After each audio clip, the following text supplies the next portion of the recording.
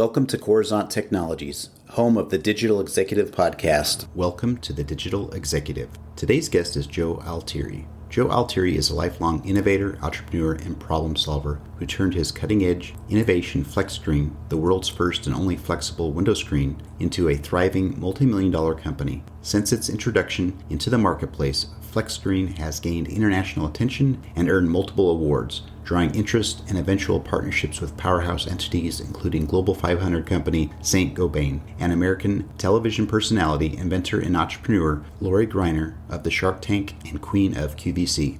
Well, good afternoon, Joe. Welcome to the show. Thank you so much. I appreciate the time that you're spending with me and your listeners are spending. We're going to have some fun today. Absolutely. I love this. I love getting on a podcast first thing in the day. And like I told you before, Joe, I've interviewed people from all over the world, Taiwan, Denmark, Argentina, you name it. And I appreciate you being a guest on our show. And it just delights me. So thank you. So, Joe, we're going to jump into the questions here. I've got a few. You've got quite the background in entrepreneurship, leadership, and now you're the president of FlexScreen. Could you share with our audience what drives you and what has contributed to your success? Well, first of all, I'm passionate about what I do. So FlexScreen was a labor of love. It was a bit of a hobby that was birthed in my garage. We sell window screens. I'm sure a lot of your guests have amazing tech companies and all of that stuff. I sell window screens, but it's a really cool window screen. But it was something that I invented in my garage. And it was, nights and weekends and missed time with my family and, my wife coming and kissing me goodnight out in the garage as I worked on this. So there was a lot of passion about it before it became a product, before it became a company. But then once that dream becomes a reality and you start seeing it out in the wild, man, that's what gets me out of bed every day. So again, that dream becoming a reality, being grateful for that every single day is really what drives me. That's amazing. And I love hearing entrepreneur stories like this. They found their why or their purpose, right? And they went after it. And you're right. I think we've all been there. We all have that entrepreneur inside of us. We know that it takes a lot of hard work. So I appreciate you sharing your story. And the next question, Joe, is we want to talk a little bit about this, new normal, right? The pandemic. And everybody globally has had to make major shifts and pivots to adapt. Could you share with us how COVID has impacted your business and what did you do to pivot?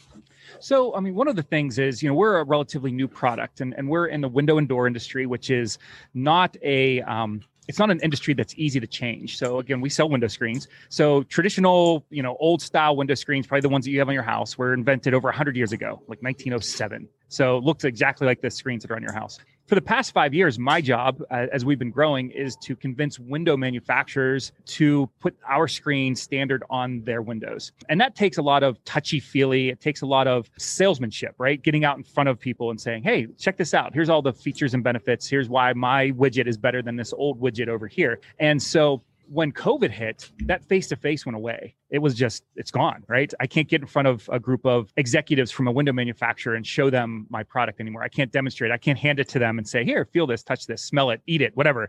So right before COVID, we had actually started doing a lot of Zoom presentations, webinars, and things like that. And when COVID hit, that just went into overdrive. We talked right before we jumped on the podcast. I have a studio in my office. We sell window screens, and I have a full production studio in my office. And that was something that happened pre-COVID, but it became so valuable to us, once COVID hit, because now I can be as close as possible to having a face-to-face with companies as they're safe in their offices or in their living rooms or wherever they're taking meetings from during that, especially the big lockdown time, which was that March, April, May time period. So, we started doing a ton of presentations. It felt like I lived in this studio because we would just set up presentations. We'd have 30, 40 people on, and I'm doing a presentation and sales training and stuff like that with our customers. And so that served us really well. So that was a big pivot. My travel budget went from tens of thousands of dollars a quarter to zero, but we just moved that money right into the technology side and just said, hey, we're going to have awesome cameras, switchers, lighting, all that stuff. So we're doing a nice presentation.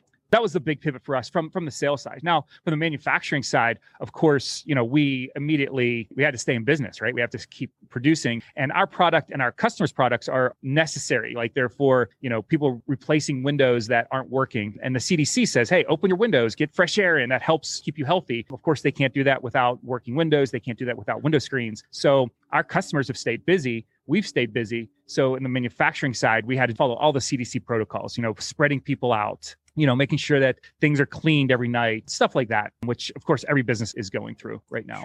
Sure. No, that's amazing. I appreciate and the fact that you shifted those dollars to invest in your on a little bit more on the tech side, which is amazing, which, I'm always interested in, which leads me to the next question, Joe, is, are you leveraging any new or emerging technologies within your product or manufacturing? And if not, maybe there's a cool tool or app you could share with us that would be kind of cool.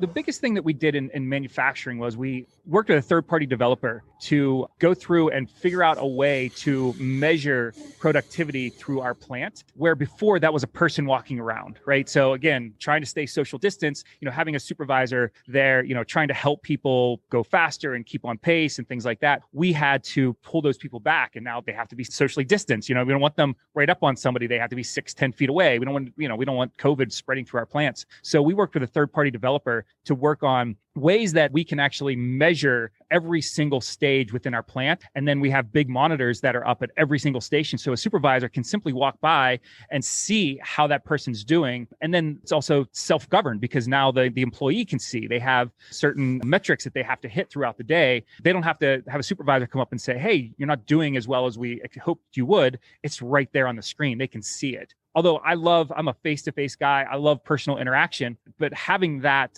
there, again, it's there to keep our people safe. And it's been great. It's something that we wanted to do in the past. Again, visual productivity, those are big things. If you're not measuring it, you can't improve it. So we wanted to do this, but COVID just said, hey, look, we're spending the money now because we need a way to communicate internally and without having somebody right next to that employee. So that was the big thing from the manufacturing side that we did, other than just, again, spreading everybody out so that, every square inch of our manufacturing plants is used to try to keep people safe.